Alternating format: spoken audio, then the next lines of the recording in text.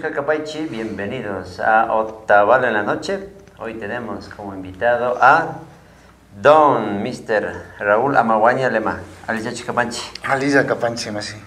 ¿Qué tal? ¿Cómo le va este día?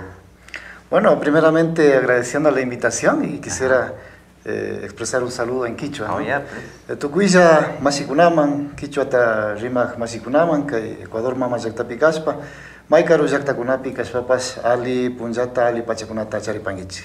Raúl Amaguaña fue el primer presidente del Cabildo Quichua Urbano de Otavalo, ¿verdad?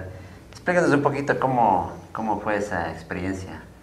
Sí, bien, tenemos entendido o sabemos de que aquí en Otavalo existe una población quichua muy importante, ¿no? Y de alguna forma nosotros necesitábamos una representación, una directiva, un cabildo. Entonces, por esa razón es que discutimos con un grupo de compañeros, amigos, y decidimos fundar lo que es la comunidad quichua urbana de Otavalo, y representados en las autoridades del Cabildo Quichua de Otavalo. Oh, qué chévere. Y digamos así, para la gente que desconoce acerca de esto, ¿qué beneficios tiene tener un cabildo de aquí de Runas, de Otavalo? Bueno, sabemos de que las comunidades rurales tienen sus autoridades, ¿no es cierto? Hablemos, por ejemplo, de Quinchuquí, de Agato, tienen su cabildo. Y esa representación es garantizada por nuestra Constitución y por otras leyes, ¿no? Hablemos de, por ejemplo, del reconocimiento de algunos derechos colectivos que se han dado a nivel internacional incluso, ¿no?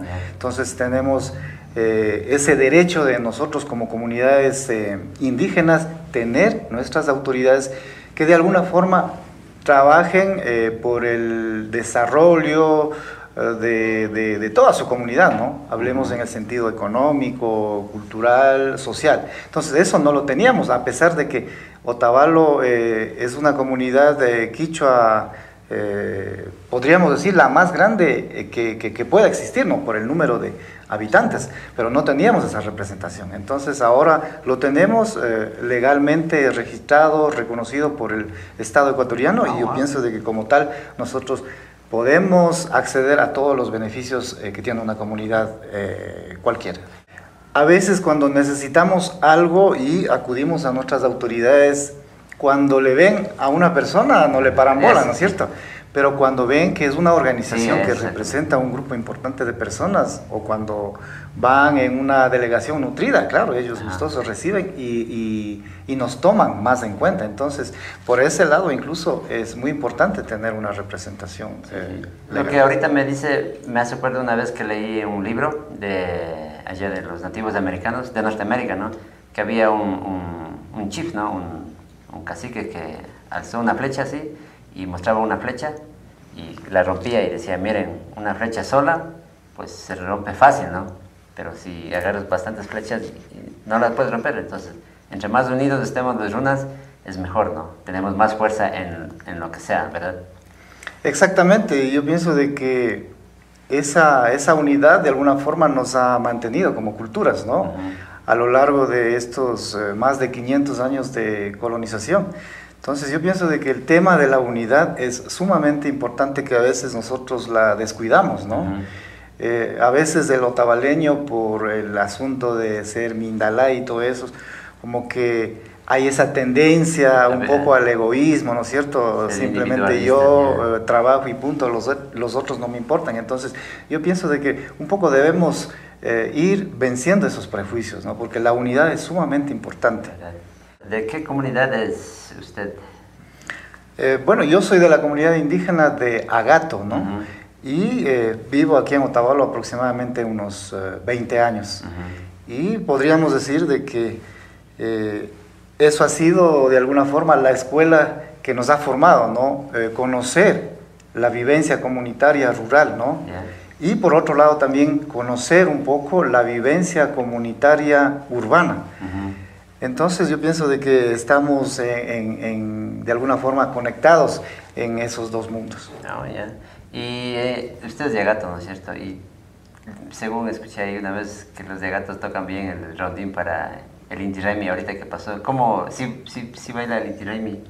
Sí, justo este año bailamos con los machis de Peguche, ¿no? Yeah. Y yo bailé con la guitarra. Sí. Más antes sabía bailar, entonar la melódica, ¿no? Yeah. Oh, sí. Y actualmente estoy en planes de aprender a tocar el rondín, que también es otro de los instrumentos muy conocidos en el Inti Raymi. También es comunicador, ¿verdad? Tiene un espacio en el diario El Norte de Ibarra, ¿no? Sí, yo recuerdo de que en tiempos de estudiante, ¿no? Ajá. Estudiamos en el Colegio Tabalo, me gustaba escribir, por ejemplo, poesía. Y recuerdo que mis compañeros de curso me encargaban que escriba poesías para sus enamorados, ¿no? ¿Sí? Entonces, escribía y a veces ganaba la colación de ese día, ¿no? Entonces son anécdotas, pero siempre me ha gustado la escritura. Y yo pienso de que con los años uno evoluciona, madura y el campo de pensamiento, de reflexión se va ampliándose. En ese sentido, hoy me dedico a escribir artículos de opinión relacionados con el tema de la cultura indígena, con el tema político, con el tema cultural, ¿no? Y razón por la cual incluso me invitan medios de comunicación a hacer análisis de la situación política que vive nuestro país y, por qué no, nuestra ciudad, nuestra provincia. Oh, qué chévere. ¿Cada cuánto sale sus columnas en el diario El Norte? Mis columnas salen todos los viernes en Diario El Norte. Diario El Norte, oh, ya, qué chévere. Pero también podemos verlos para la gente que no está aquí, ¿no? ¿Podemos verlos en el internet? ¿O? Sí, yo tengo un blog que se titula opinionquichua.blogspot.com. Yeah. Entonces yo pienso de que mucha gente, más que todos los que están fuera, pueden seguir un poco por ese medio, informándose un poco de lo que pasa aquí en Otavalo y en el país. Listo, listo. Bueno, vamos a hacer otra pequeña pausa y vamos a regresar más con don Raúl Amaguaña.